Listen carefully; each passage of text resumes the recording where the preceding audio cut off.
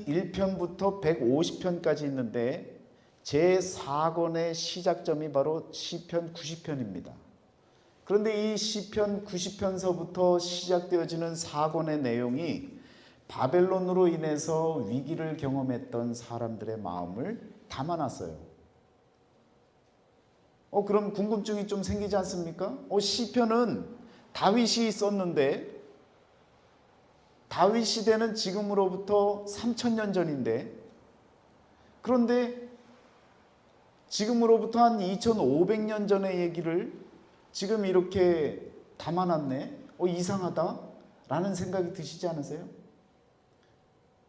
더 이상한 것은요, 오늘 본문의 시편 90편 말씀이 다윗의 글이 아니고 모세의 글이에요.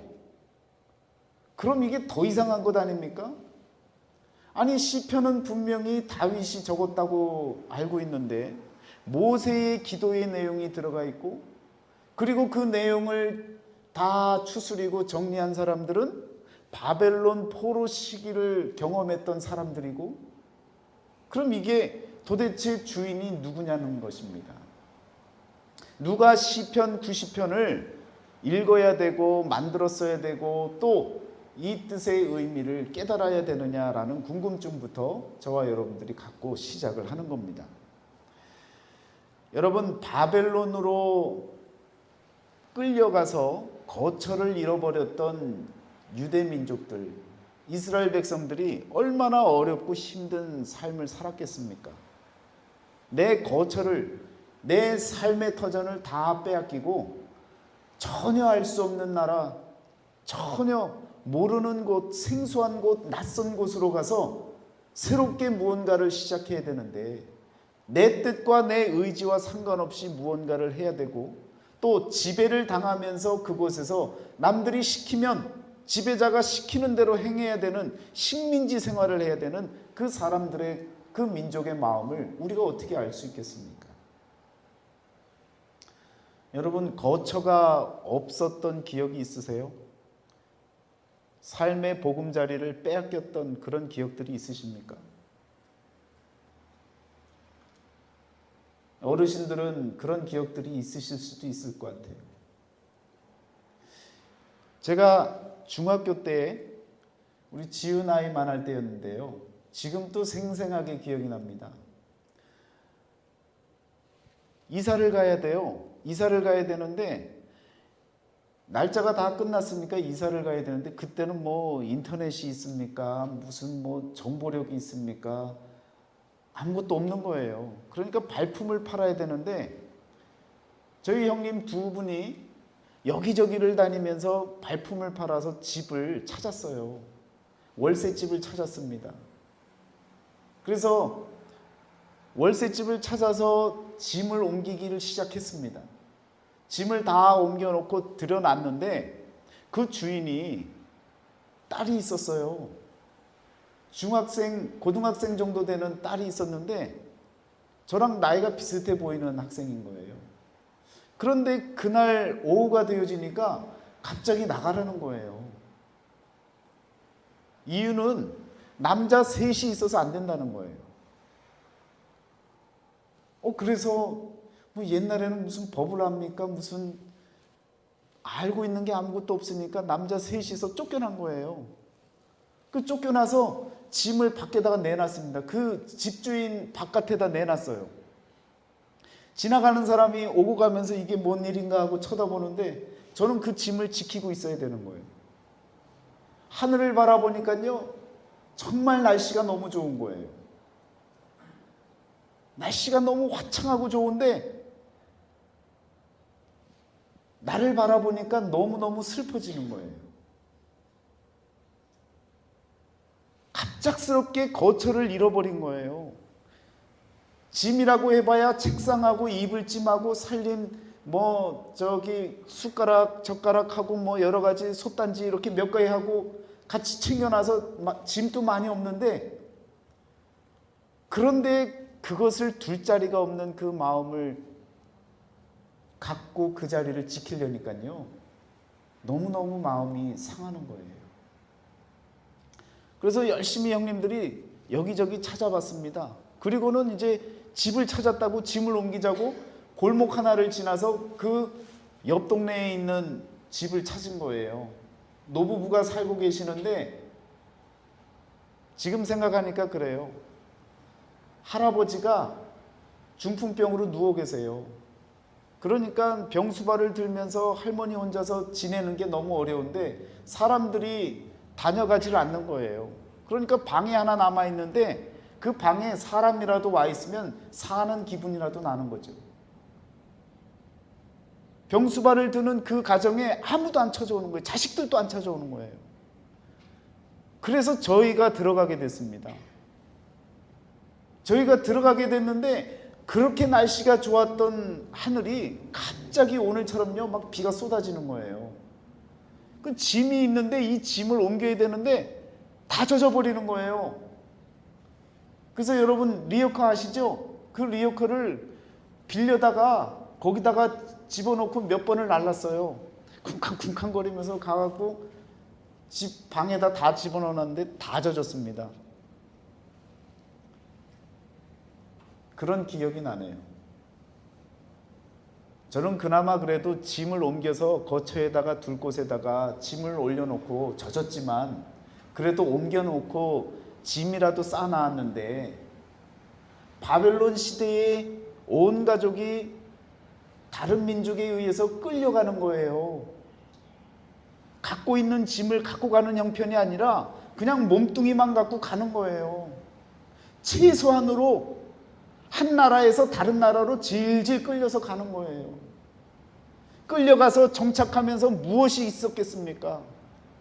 그곳에서 무언가를 얻어야 되고 그곳에서 무언가를 사야 되는 일을 하고 그 노동력을 팔아서 살아가야 하는 그 암담한 현실 가운데 하나님은 살아계신가라고 부르짖고 하나님께 기도했던 많은 사람들의 기도가 정말 응답되어지는가라고 얼마나 많은 사람들이 되묻고 또 물었겠습니까?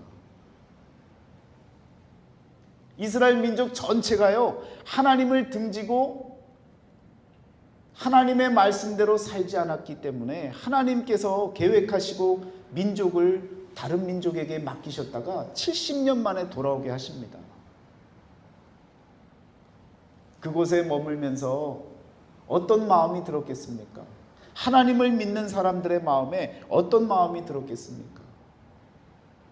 모세가 기도했던 그 마음, 그리고 그 마음을 계속해서 읽어냈던 다윗 시대에 거처를 준비하고 거처를 마련하고 살면서 광야 시대에 살았던 모세의 그 기도에 감사하고 기뻐하고 그러면서 하나님을 올바로 섬겨야지 하는 그 마음을 담고 있는 이 시편 90편 말씀을 바벨론 포로 시대를 경험하면서 모세 때에 가졌던 그 마음, 거처가 없이 떠돌던 그 마음 가운데 하나님을 향해 부르짖었던 그 기도의 소리, 그리고 거처를 마련하고 민족이 살 거주지를 마련하며 다윗 시대에 가졌던 그 마음,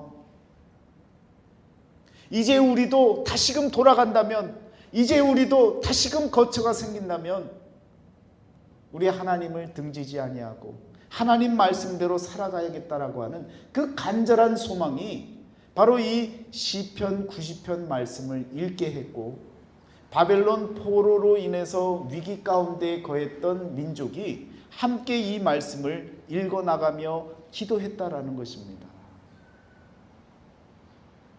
오늘 저와 여러분들이 시편 90편 말씀을 보면서요 통찰력을 가지셔야 되는 거예요. 모세 때에도, 다윗 시대 때에도, 바벨론 포로 시대 때에도 하나님을 향해 기도하고 하나님 앞에 간구하며 살아가는 그 삶이 가장 중요한 것이다라는 것을, 그것을 깨닫고 그 말씀을 의지하고 살아가겠노라고 고백했던 시대마다 가졌던 그 마음을 저와 여러분들이 오늘 갖는다면, 우리 인생의 원리를 깨닫는다면 오늘 저와 여러분은요 바벨론 포로 같은 그런 시대를 맞이하지 않아도 된다는 것입니다. 하나님 안에서, 하나님 품 안에서 말씀대로 살아가는 그 기쁨을 갖고 우리의 인생을 살아나갈 수 있게 되어진다는 것입니다. 그러면 구체적으로 모세가 기도했던 그 기도의 내용이 무엇이냐?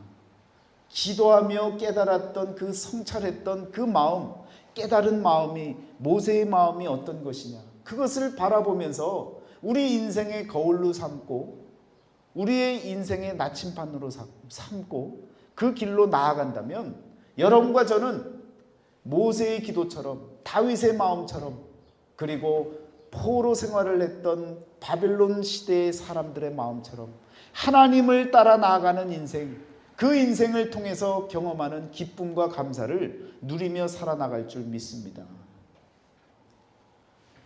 여러분, 시편 90편 1절 말씀에 이렇게 말씀하고 있죠. 주여, 주는 대대에 우리의 거처가 되셨나이다. 모세가 이렇게 기도한 거예요.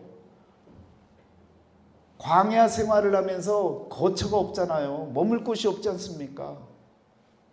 그러면서도 그 마음속에 가졌던 마음은 무엇이냐면 장소의 개념으로 내가 머물 집이 아니었던 거예요. 우리 주님이, 우리 하나님께서 우리의 영원한 거처라고 하는 고백을 올려드리고 있는 것입니다. 여러분과 제가 살고 있는 각 가정의 집이 우리의 진정한 거처가 되어질 수 없습니다. 여러분과 저의 진정한 거처는요, 모세의 고백과 같이 대대에 우리의 거처가 되셨나이다 라고 하는 이 고백과 같이 하나님의 품 안에 거하는 자의 삶이 바로 우리의 진정한 거처가 되어지는, 하나님의 품이 우리의 거처가 되는 것입니다. 하나님의 품은요, 장소적인 개념이 아니에요. 해가 들고 그냥 집이 좋아 보이는 언덕 위의 집이 우리의 집이 되어진다면 참 좋은 거처가 되겠다, 그런 거처의 개념이 아니라는 거예요.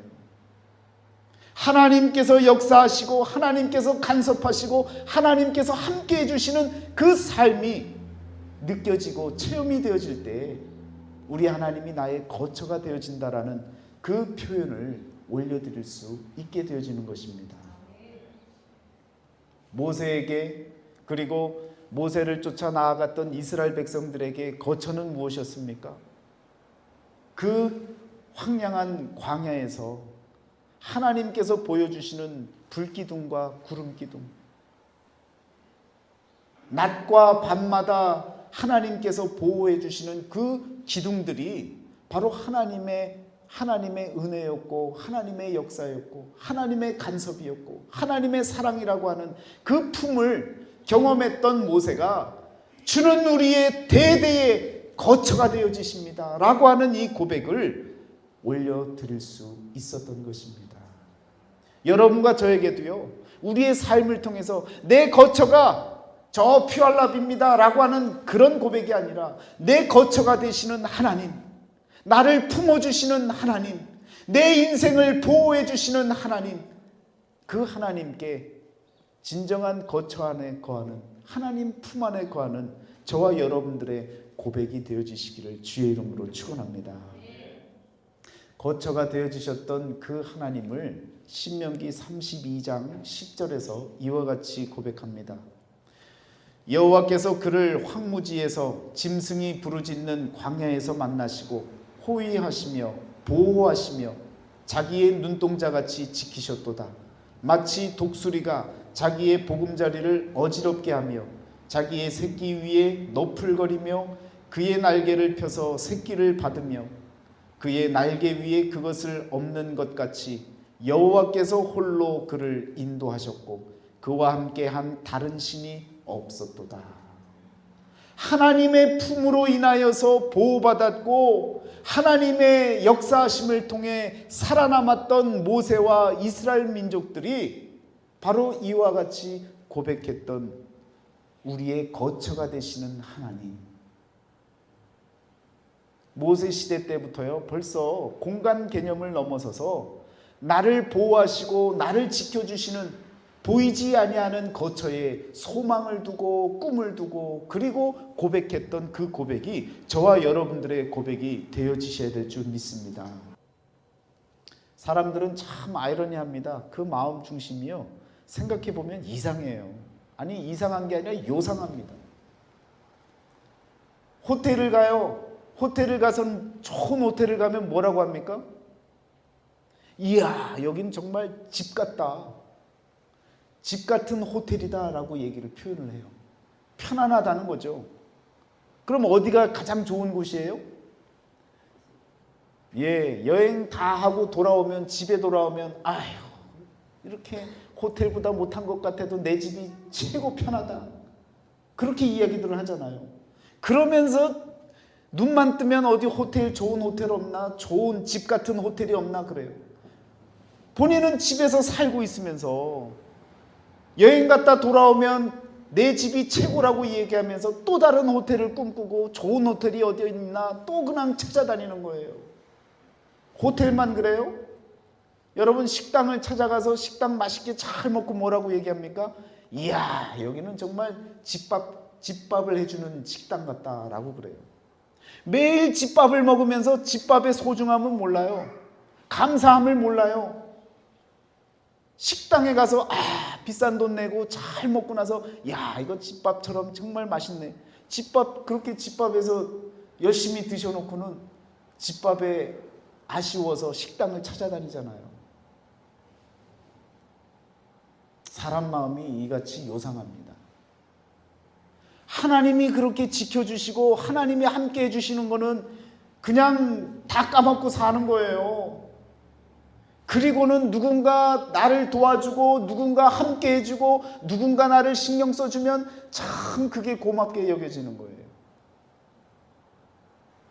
여러분, 하나님께서 저와 여러분들의 인생을 보살피시고 돌보시고 보호하시고 인도해주고 계신다고요. 그것을 체험하고 그것을 경험한 사람들은 하나님께 고백하는 거예요. 하나님은 나의 거처가 되어주십니다. 공간 개념이 아니라 나를 품으시는, 나와 함께 하시는 그 상태를 바라보면서 하나님은 나의 거처가 되어주십니다. 이와 같이 고백할 수 있는 저와 여러분의 인생이 되어주셔야 됩니다. 우리가 성찰해야 할 것이 바로 거처, 우리가 머물고 있는 삶의 자리, 그것부터 우리가 진정한 거처가 무엇인지를 돌아봐야 되는 거예요. 눈에 보이지 아니하는 거처, 상태적인 거처의 개념을 돌아봐야 돼요. 내가 머무는 곳이 어떤 곳인지를 여러분 한번 되짚어 봐야 된다는 말씀입니다. 우리 하나님이 거처가 되시는 진정한 거처, 보금자리를 찾으시고 고백하는 그러한 저와 여러분이 되시기를 축원합니다. 여러분, 모세가 여러 삶을 고백합니다. 그런데 그 중에서요, 영원하신 하나님을 고백을 합니다. 2절 말씀에 이렇게 나옵니다.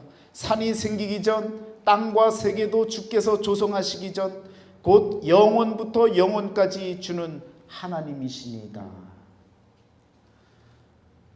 여러분, 시간의 반대말이 뭔 줄 아시죠? 주보에 나와 있잖아요. 시간의 반대말은 영원입니다. 시간은요, 한계가 있어요. 그런데 영원은 한계가 없어요. 그런데 여러분, 모세가 어떻게 영원이라는 것을 알고 고백을 할 수 있습니까? 시간 속에 살고 있지만 저와 여러분들은요, 영원 가운데 지금 그 주어진 시간을 살고 있기 때문에 시간에 살면서도 영원 가운데서도 살아가고 있는 모습으로 우리가 살고 있는 거예요. 그런데 모세는요, 하나님께서 부르실 때부터 그런 경험을 합니다. 한번 출애굽기 2장 말씀을 한번 찾아보세요. 출애굽기 2장 23절의 말씀을 한번 보시겠습니다. 여러 해 후에 애굽 왕은 죽었고 이스라엘 자손은 고된 노동으로 말미암아 탄식하며 부르짖으니 그 고된 노동으로 말미암아 부르짖는 소리가 하나님께 상달된지라. 하나님이 그들의 고통 소리를 들으시고 하나님이 아브라함과 이삭과 야곱에게 세운 그의 언약을 기억하사 하나님이 이스라엘 자손을 돌보셨고 하나님이 그들을 기억하셨더라. 자, 하나님이 아브라함과 세웠던 그 기억을, 언약의 말씀을 기억을 하시고, 그리고 나서 누구를 불러요? 모세를 부르는 거예요.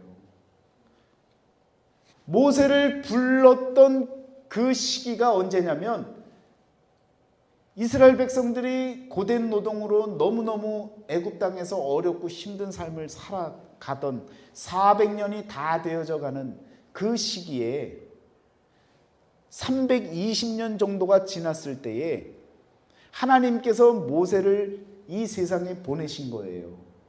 그리고 400년이 다 차고 있을 때쯤 되어져서 하나님께서는 아브라함과 언약을 맺으셨던 400년이 지나고 4대 만에 다시금 가나안 땅으로 돌아올 것이다 라고 말씀하셨던 그 언약의 말씀을 기억을 하시고 바로 모세를 부르셔서 그 언약을 성취시켜 나아가고 계신 것입니다. 모세는요, 말하자면 자신의 삶 가운데 500년 전에 아브라함의 약속을 하나님이 기억하시고 자신의 인생을 연결시켜서 지금 불리움을 받게 되어진 것입니다. 그걸 깨달은 거예요. 자신의 인생은 120년의 인생인데요, 그보다 앞선 500년 전서부터의 일어났던 역사적인 그 사건을 통해서 자신의 인생을 연결시키는 하나님의 존재를, 하나님의 권능을 깨달은 거예요. 그래서 영원하신 하나님만이 할 수 있는 그 일을 모세는요, 알고 있었던 것입니다. 더불어서 3장으로 넘어가시면요, 한번 12절을 보세요. 하나님께서 모세를 어디서 부르셨었나요? 호렙산에서 부르셨잖아요. 3장 1절에 나오죠. 하나님의 산 호렙의 이름에. 그 호렙산은 똑같은 산이면서 다른 이름이 어디예요? 신의 산 아닙니까? 자, 12절에 보니까 하나님이 이르되 내가 반드시 너와 함께 있으리라. 내가 그 백성을 애굽에서 인도하여 낸 후에 너희가 이 산에서 하나님을 섬기리니 이것이 내가 너를 보낸 증거니라. 호렙산, 신의 산, 그 산에서 하나님께서 모세를 부르시고 그에게 약속하는 거예요. 내가 너를 애굽 왕에게 보내서 애굽 땅에서 고생하고 있는 너의 백성들을 다 이끌고 나올 텐데 여기에 다시 와서 이곳에서 너희가 나를 예배하고 섬길 테니 내가 너를 보낸 증거가 바로 이것이다. 그때 가서 되나 안 되나 한번 살펴봐라. 그렇게 되어집니까? 안 되어집니까? 되어지죠. 그래서 뒤로 쭉 넘어가면 어디에 나와요? 19장에 출애굽기 19장 말씀에 이스라엘 백성들이 시내산에 머물면서 다시금 모세가 시내산으로 올라가지 않습니까?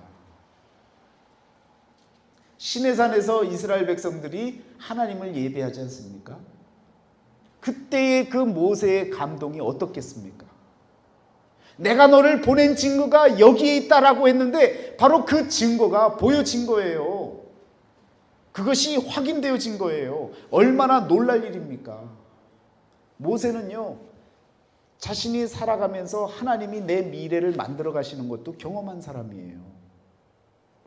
말하자면 500년 전에 아브라함과의 언약도 기억하시고 자기를 부르셨던 하나님, 또 출애굽을 통해서 시내산에 다시금 가서 하나님을 경배하고 예배하는 것을 말씀하셨던 그 하나님, 과거를 경험하고 미래를 경험하고 현재를 살아가면서 과거, 현재, 미래를 다 살아가는 그런 삶을, 영원한 삶을 조금이지만 그래도 경험하며 살았던 사람이 바로 모세였습니다. 그래서 오늘 말씀에서와 같이 영원하신 하나님이라고 하는 이 고백을 올려드릴 수가 있게 되어지는 것입니다.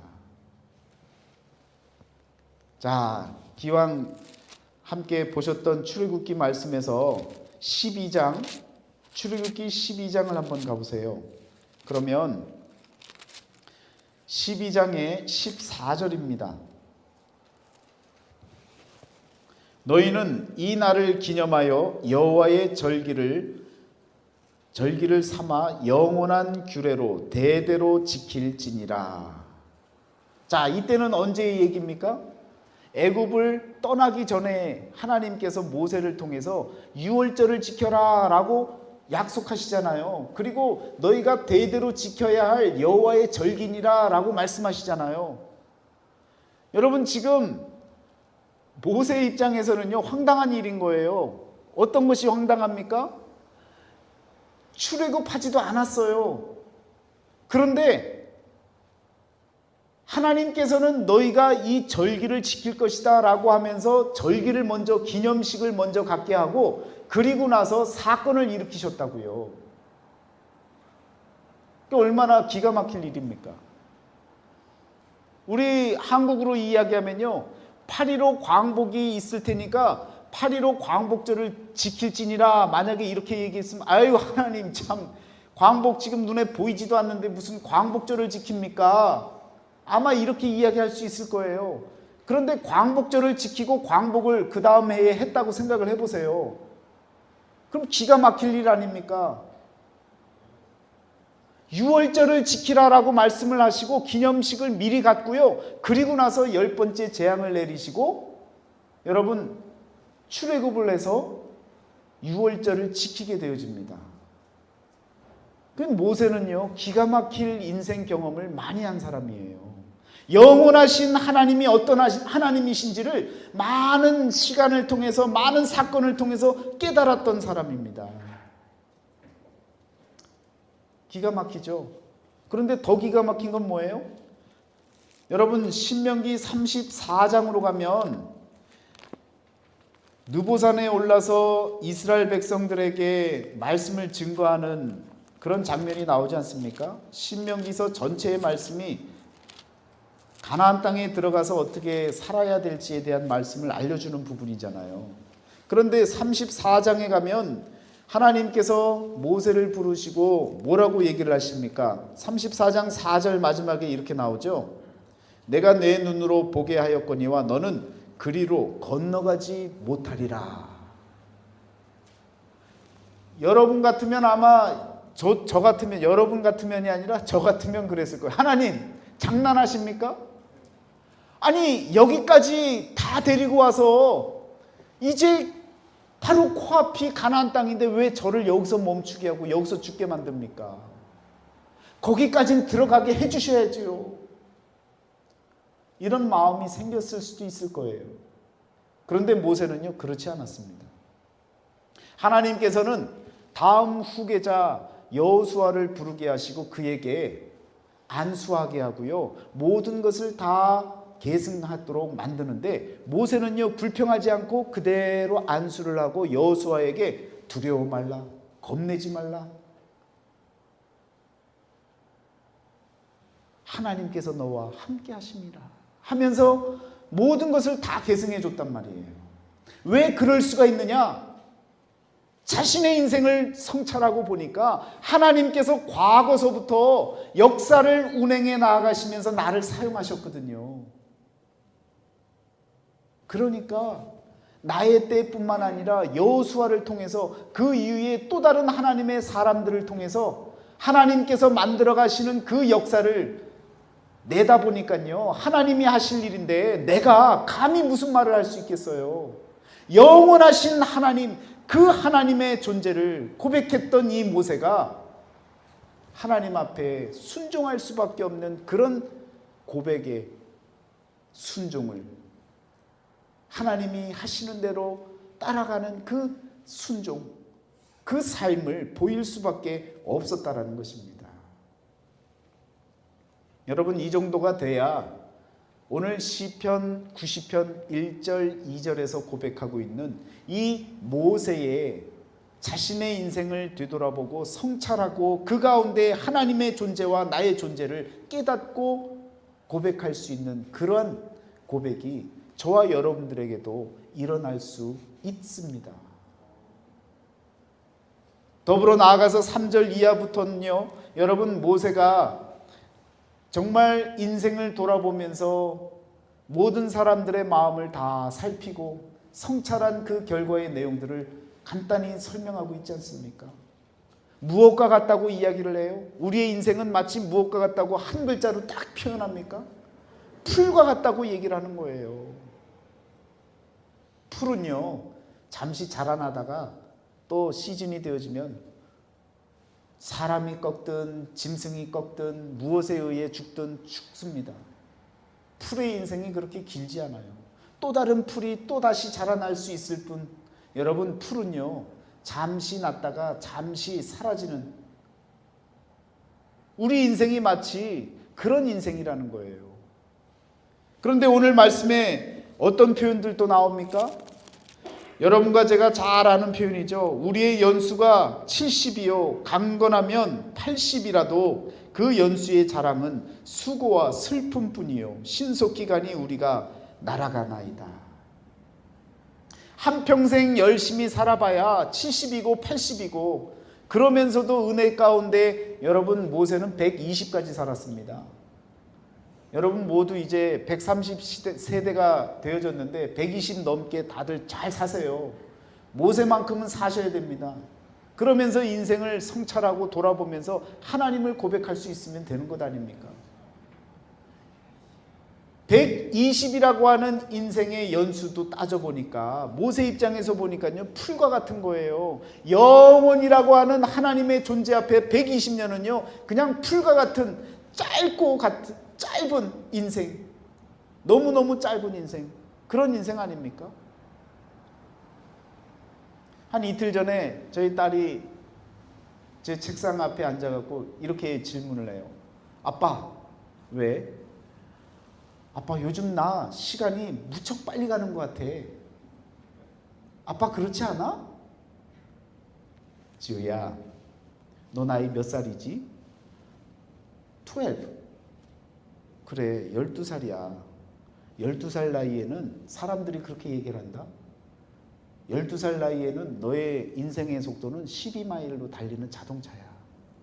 아빠는 혼자 자지러지게 웃고 나는 거예요. 여기 지금 인생 속도 80이 넘는 분도 계세요. 까부지 마세요, 여러분. 막 달려가고 있는 거예요. 하나님 만나기 위해서 막 달려가고 있는 거예요. 얼마나 빠른지 몰라요. 눈 감고 눈 뜨면 벌써 한 달이 지나고 두 달이 지나고, 너무너무 빠른 인생 살고 있는 것 아닙니까? 모세가 그렇게 살아가는 저와 여러분들에게 일깨움을 주고 있어요. 우리의 나를 계수함을 통해서 지혜로운 마음을 갖게 하셔서 감사하다는 거예요. 내 인생의 속도를 바라보니까 너무 빠른 것 같은데 내 인생을 또 다시 되짚어 보니까 헛된 삶을 살고 있었던 때가 너무 많은 거예요. 이래서는 안 되겠다는 거예요. 지혜로운 마음을 갖고 내게 주어진 짧은 인생, 하나님을 위해서 살아갈 수 있는 그 마음을 갖고, 지혜로운 마음을 갖고 저와 여러분들이 살아가야 된다는 것입니다. 모세가 우리에게 일깨움을 준 것은요, 인생 길지 않다는 거예요. 인생 무상하다는 거예요. 전도서에서도 그렇게 이야기하지 않습니까? 헛되고 헛되며 헛되고 헛되니 모든 것이 다 헛되도다, 이렇게 시작을 하잖아요. 인생 무상을 우리에게 알려주지 않습니까? 조금 잘 먹으면 뭐 어떻습니까? 조금 못 먹으면 어떻습니까? 조금 더 편안한 삶을 살면 어떻고 조금 불편한 삶을 살면 어떻습니까? 어떤 곳에 사는 것이 중요한 것이 아니라 내가 어떻게 살아가느냐가 더 중요한 것을 우리가 성찰을 통해 깨달아야 된다는 거예요. 죽을 때까지 돈 그러고 살 거예요? 우리 인생에 중요한 것이 무엇인지를 바라봐야 된다는 것입니다. 전도서 12장 마지막 부분에 여러분 1장에서 이야기했던 헛된 인생에 대해서 마지막 부분에서는 어떻게 이야기를 하고 있습니까? 내 아들아, 또 이것들로부터 경계를 받으라. 많은 책들을 짓는 것은 끝이 없고 많이 공부하는 것은 몸을 피곤하게 하느니라. 일의 결국을 다 들었으니 하나님을 경외하고 그의 명령들을 지킬지어다. 이것이 모든 사람의 본분이니라. 모세의 시대 때에도 그랬고요, 다윗의 시대 때에도 그랬고요, 또 바벨론 포로 시대 때에도 그랬고, 오늘 살아가고 있는 우리 시대에도 인간이 살아가는 본분, 본래적인 인간의 삶의 원칙을 깨닫는다면 저와 여러분들은요, 피조물로서 창조주를 기억하고 그분을 드높이고 그분을 위해서 살아가는 인생을 사는 것이, 연수를 세면서 너무너무 짧은 인생이었어, 그러니까 나는 소중한 삶을 살아야 돼, 깨닫고 하나님을 드높이는 인생을 살 수 있는 그 지혜가 모세 때에도 열려졌었고, 다윗 때에도, 바벨론 포로 시대 때에도, 오늘 이 시대에도 저와 여러분들이 그 지혜를 갖고 그 성찰의 힘을 갖고 내 인생을 하나님을 향해 나아갈 수 있는 그런 믿음의 지혜를 갖고 살아나가야 될 줄 믿습니다. 오래 사는 것이 중요한 게 아니잖아요. 어떻게 사느냐가 중요한 것 아닙니까? 무엇을 먹고 사느냐가 중요한 것이 아니라 내 인생을 어떻게 살아왔고 어떻게 살 것인가를 내가 알고 내 갈 길을 향해서 나아가는 그 삶이 중요한 것 아닙니까? 우리의 정신, 우리의 마음가짐, 인생을 돌아보고 내 갈 바를 향해서 나아갈 수 있는 그런 믿음의 지혜의 눈이 저와 여러분들에게 필요하리라 믿습니다. 모세는요 120년 살면서 그걸 깨달은 거예요. 그걸 깨달은 것을 다윗 시대 때에 그 통찰력을 깨달아서 그것을 노래했습니다. 그 노래했던 것을 여러분 또 500년이 지나서 마찬가지로 500년 간격으로 계속됐네요. 그 모세의 노래를 또다시 노래하는 거예요. 소망을 노래한 거예요. 오늘 저와 여러분들에게도 그 소망을 노래할 수 있는 지혜가 주어지시기를 축원합니다. 여러분 오늘 말씀에 시편 90편 13절 14절을 보시면요, 여호와여 돌아오소서 언제까지나이까, 주의 종들을 불쌍히 여기소서. 아침에 주의 인자하심이 우리를 만족하게 하사 우리를 일생 동안 즐겁고 기쁘게 하소서. 여기서도 여러분 기쁘대, 즐겁대 나왔잖아요. 여러분 학력 어디까지 가셔야 된다고요? 고난중 졸업하셔야 된다고요. 깨닫고도 졸업하셔야 된다고요. 기쁘되 즐겁되 졸업하셔야 돼요. 여기서도 뭐라고 얘기합니까? 일생 동안 기쁘고 즐겁게 하소서라고 고백하고 있는 거예요. 그런데 그렇게 될 수 있는 그 조건이 무엇이냐면 여러분 14절에 나와 있습니다. 아침에 주의 인자하심이 우리를 만족하게 하사, 그 이유로 인해서 우리가 즐겁고 기뻐할 수 있는 거예요. 이 말씀을요 현대인의 성경에서 이렇게 번역하고 있습니다. 아침마다 주의 한결같은 사랑으로 우리를 만족하게 하셔서 우리가 평생 기쁨으로 노래하고 즐거워하게 하소서. 매일 아침마다 주의 한결같은 사랑으로 우리를 만족하게 해달라는 거예요. 그런 기도를 올려드리는 거예요. 저와 여러분들이 맞이해야 할 매일 찾아오는 아침, 오늘이라고 하는 그 아침을 주님의 사랑과 함께 시작하면요, 그러면 평생 일생토록 기쁘고 즐겁고 감사한 인생을 살아나갈 수 있는 것입니다. 여러분 내일 아침에 눈을 떴을 때 그 오늘 맞이하는 아침, 그 아침이 우리 주님의 한결같은 사랑으로 함께 시작하는 그러한 인생이 되어지시기를 축원합니다. 모세가 그런 마음으로 살았던 거예요. 다윗이 그런 마음으로 살았던 거예요. 하나님의 사람들이 그 심정으로 살았던 거예요. 눈을 뜰 때마다 주의 한결같은 사랑이 나와 함께 하신다라고 하는 임마누엘의 신앙을 갖고 살았던 거예요. 오늘 저와 여러분들이 우리 그리스도인들의 인생의 원리를 깨달으시고 그 깨달음 가운데, 성찰 가운데 우리가 누릴 수 있는 은혜가 있다면 매일 아침 눈을 떴을 때에 주의 한결같은 사랑을 함께 경험하며 오늘 하루를 사는 인생, 그 인생이 되어질 때에 우리 하나님이 나의 진정한 거처가 되어주시는 거예요. 그래서 나는 행복하고 기쁜 거예요. 잠시 잠깐 살아가는 이 인생 때문에 불행할 수가 없는 거예요. 여러분, 지금 내 수중에 돈이 없고 내가 살 곳이 부족하고 무언가 문제가 생기고 걱정하지 마세요. 영원하신 우리 하나님께서 나의 거처가 되어주십니다. 그 거처에 거하는 심정, 그 마음을 갖고 오늘 하루 하나님께 고백하고, 하나님, 나와 함께 해주시는 하나님 감사합니다. 나의 거처가 되어주셔서 감사합니다. 내 인생 전부를 하나님과 함께 살아가게 하시니 감사합니다. 그래서 기쁘고, 그래서 즐겁고, 그래서 하나님께 늘 감사하는 마음으로 살아갈 수 있는 것입니다. 세상 사람들은요, 노후 대책했냐 그래요. 리타이어머니 많이 벌어놨냐고 그래요. 주식 좀 투자하고 있냐고 그래요. 건물 주냐고 이야기합니다.